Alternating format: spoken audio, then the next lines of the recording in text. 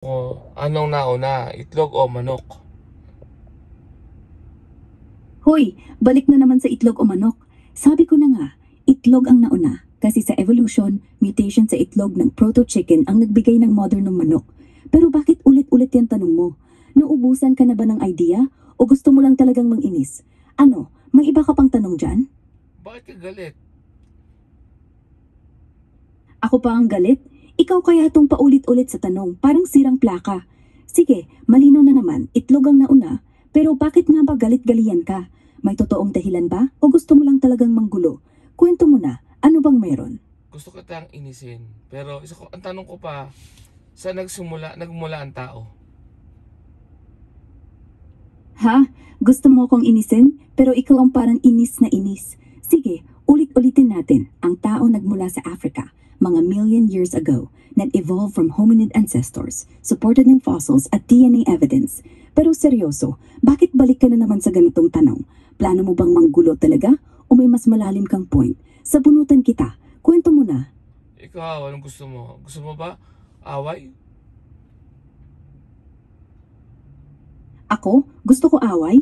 Ha? Ikaw kaya tong simula pa lang mang-away na. Gusto ko lang ng malinaw na usapan. Pero ikaw puro mang-inis. Sige, sabihin mo, ano ba talagang gusto mo? Magpaliwanag ka na? O talagang away ang hanap mo? Ano? Spill mo. Ang gusto ko ice cream. Ice cream. Ha, biglang ice cream ang trip mo? Akala ko away pa rin. Pero seryoso, mali ang timing mo. Wala kang freezer dyan. Anong flavor gusto mo? At bakit biglang craving?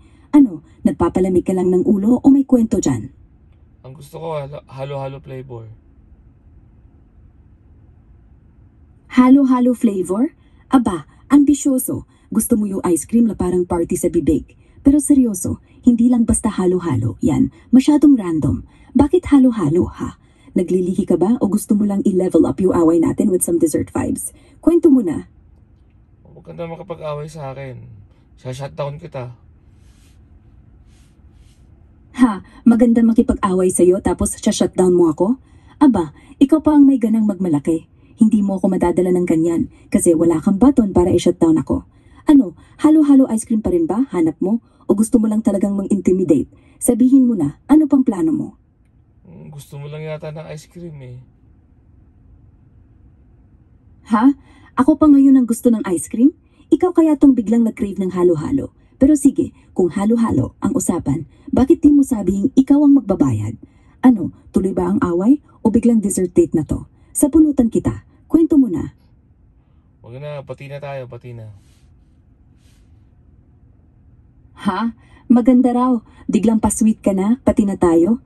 Ano to? Mula away, tapos ice cream. Ngayon parang pa-vibes na?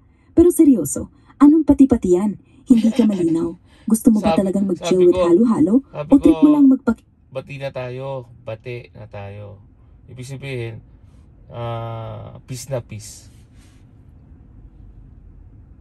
Oh, so peace na tayo? Biglang pa-chill vibe ka na, ha?